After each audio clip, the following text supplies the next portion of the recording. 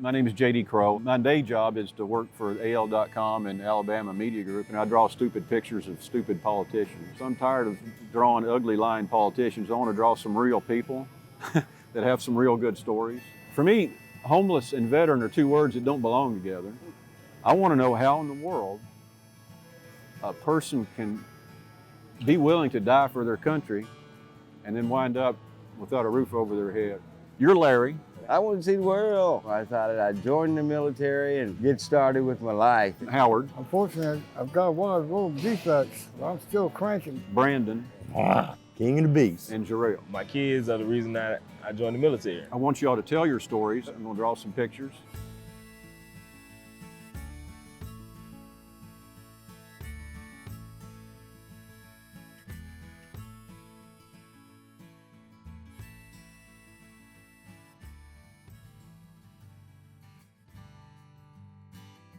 I served in the Army. I went in 1972, 101st Airborne Division. I was assigned to the M60 machine gun. It cost me in terms of my ankles and my feet and my knees. I ended up having to go to the infirmary when I did get out of the military. It was a service-connected disability. Right after I retired, my disability got terminated. And so I got in a homeless situation from that. I served in the United States Marine Corps. My duty station, basically for the whole 3.5 years, was Subic Bay, the Philippines. I was there when they were kicking narcos out, and the guerrillas were very upset. We were called in to eliminate the problem. When I got out of the military, I had a drinking problem. I couldn't hold a job because of that, which contributed to my homelessness. The branch of the military I served in was the Army National Guard. I served for 7 years. I was notified that we had a deployment coming up in my unit. I gave up my apartment, my vehicle. I went to mobilization. They called me to the hospital. They had found some things in my blood that weren't supposed to be there. It was a major, kind of stopped me from going. Even though I didn't have lupus at that time, he was afraid that I would develop symptoms. When I got back home, I had nothing. And it's been that way since then. I was in the United States Navy on the aircraft carrier, the USS Eisenhower. I was in during the end of the Carter administration when the Shah of Iran got ousted and the Ayatollah took the hostages. I got out in February of '81. I owned my trailer over in Mississippi. Someone bought the property and closed the place down. Now I've been homeless for about 3 years. How would I spend my days when I was homeless? Days were tough, just doing whatever I could to make sure that my kids were taken care of. I wasn't worried about me. As long as they were comfortable and smiling, I was good. When I became homeless, I finally got sick and tired of it and went to the Salvation Army and went through their rehabilitation program. I spent 1.5 years there. It's only a 6-month program. I've spent a lot of time in my truck. I've stayed with some friends and my brother temporarily. Basically what I did was go to the mission. It was convenient, whatever shelter I could get. You'd like to think that you can get a lot of your help from the VA, but the truth of the matter is they're helping a lot of veterans as it is. We're going through a period now where a lot of veterans are committing suicide. There's depression involved with that. I experienced some of that too. When those things happen, you go to the VA and let them know about it, and they help as best they can. Independence is extremely important. To the extent that you can be independent, you're probably going to be dealing with your depression a little bit better. I know I do.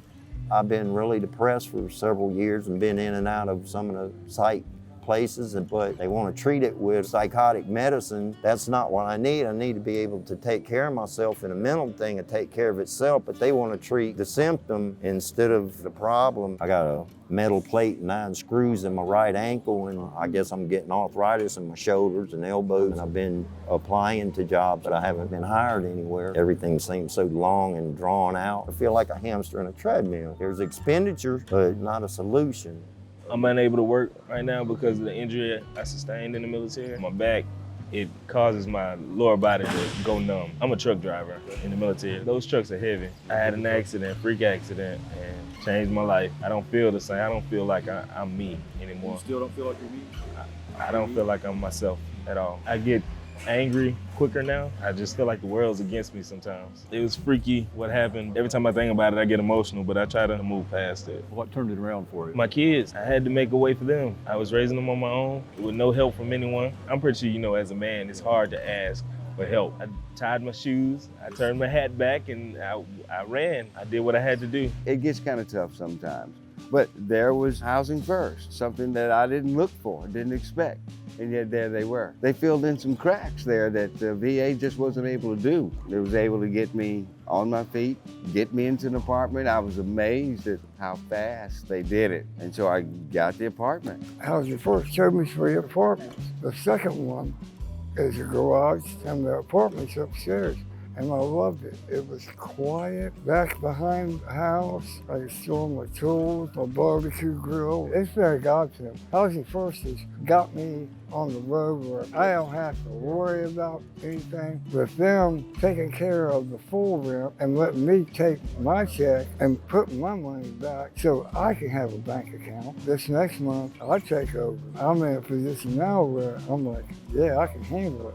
Yeah, Housing First did a lot for me. I've also gone through physical therapy, and that was a big deal. They helped me out a lot, though, because I was a lot worse. I couldn't sit and have a conversation with anyone. I'm getting better, but I'm not where I was. I'm in a place now through Housing First, kind of a patch. I don't have $1,000 a month to pay utilities and a big high bill and buy insurance. It's just overwhelming. You lay awake in bed at night and try to find a solution, and it just drives you crazy and makes you sleepless, restless, and you kind of lose your own self-worth. You just don't know how to get it back. That's basically where I stand right now. When my time runs out through Housing First, and I'm back to the bottom of the treadmill again, rock, and nothing's actually happening. That's all I can do, trust in God and hope that there's a solution somewhere down the line. The sooner the better. I need it sooner, you know? Being here today and meeting other homeless veterans, we really have a good understanding of one another. From being in the military, going through things that people in the military go through, and being homeless. Those are 2 big things in our lives, and we connect very well off of that. I tell you, when you're homeless, and these things do happen, and they happen to anybody, a closer relationship with God will make a huge difference. I learned quickly that what happens to me doesn't matter. How I respond is what makes all the difference. And that's the window that God left open when he closed that proverbial door. God has become my ace boom coon, not just my Lord and Savior. I never gave up. I realized there was a brighter light at the end of the tunnel. No matter what happens, just keep moving. You'll get there. Say thank you to God every morning when I wake up that I woke up on the right side of the dirt. I still bleed red, white, and blue, and I love America and what it stands for us and the rest of the world. I am proud to be an American. God bless the USA. God bless America. God bless you, my friend. Here's a drawing for you. Hey, that's pretty good. Thank you so much. Wow. Here's your parting gift. Outstanding. I'll get me a little frame and put it up on the wall. Here's your rough sketch. And it doesn't do you justice, but... I love it, man. This is going in the frame and on my wall. You just don't understand. I've never had nothing done like this before. Oh, I'd love to do you a better one. I have the time whenever you're ready.